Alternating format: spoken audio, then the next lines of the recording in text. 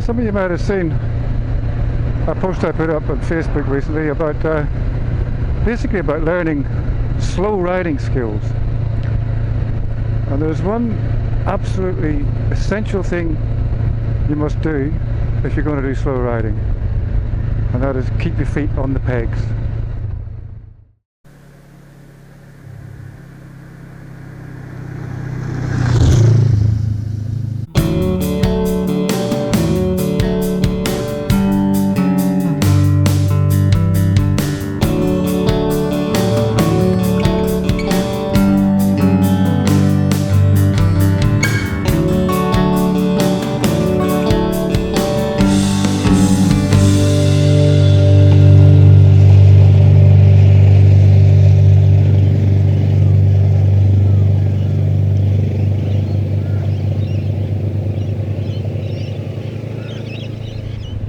I see so many riders and they got their feet down like they're Marc Marquez starting off at the MotoGP, and they're moving and they have no control on their brake, no control on the gears. The gears doesn't matter as much, but the brake is essential for slow riding. And you might be going, oh, I see these people putting their foot out when they're riding in desert races and the like. They're going fast, they're putting their foot out for balance. They're not really going to touch the ground unless they want to break their leg, or if they're very good, to have a quick dab because they lost balance. That's all they'll do.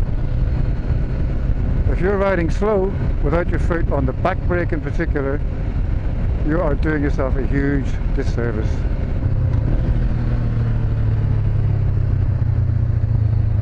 So I'm not saying I'm better than anybody else. You know, most people are better riders than me.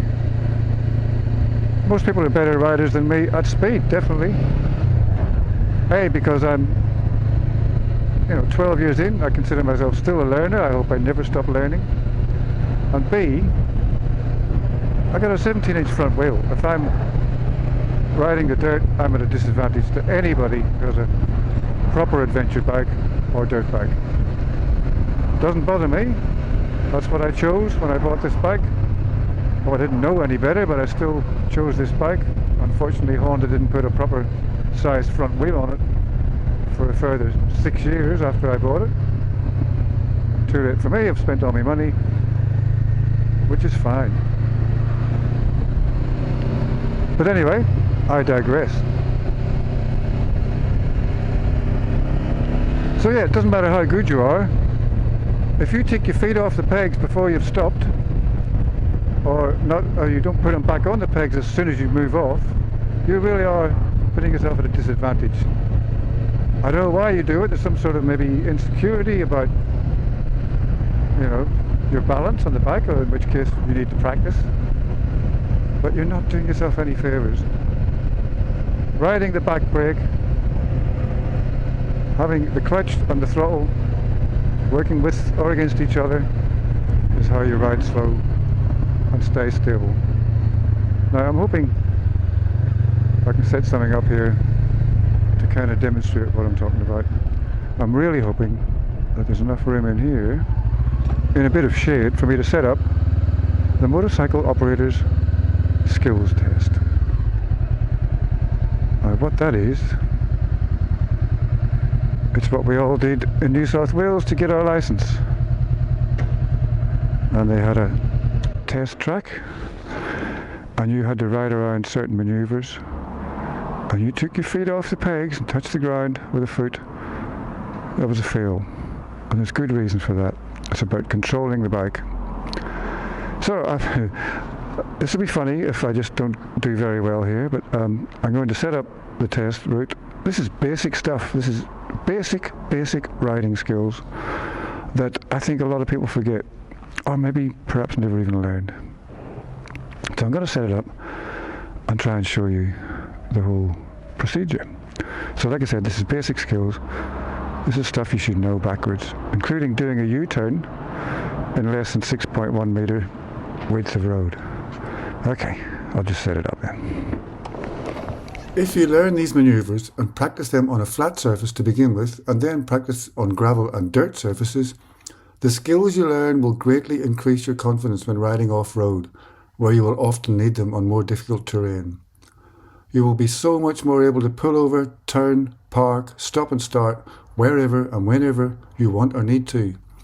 This will subsequently increase your ability to enjoy every ride.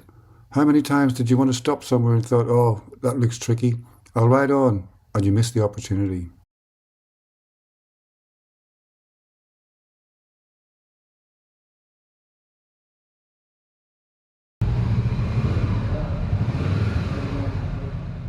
On my first pass, I'm riding with very light rear brake and controlling my speed with the clutch and throttle.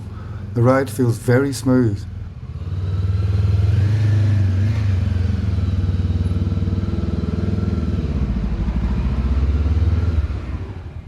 My first U-turn is a little shaky, so I keep the revs high to avoid stalling and balance the bike with the clutch and brake.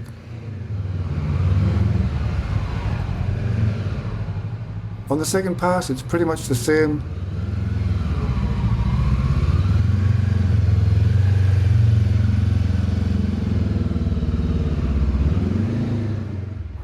But a smoother U-turn at the end.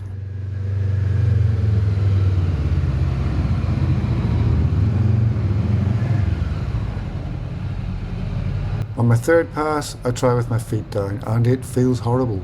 I feel a strong lack of control and confidence. I have no back brake and can only use the front brake when the bars are straight, and there's good reason for that, which I will explain shortly.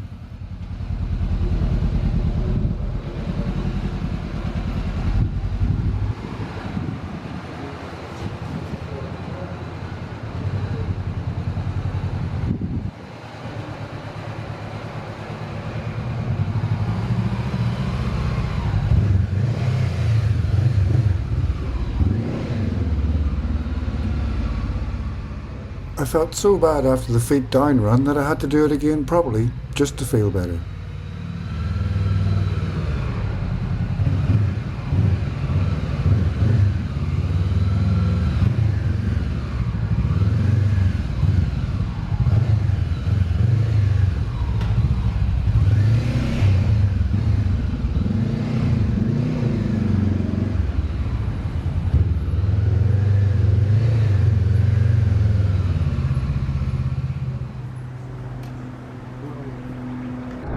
So I mentioned before, you don't want to be using your front brake whilst turning and riding slow.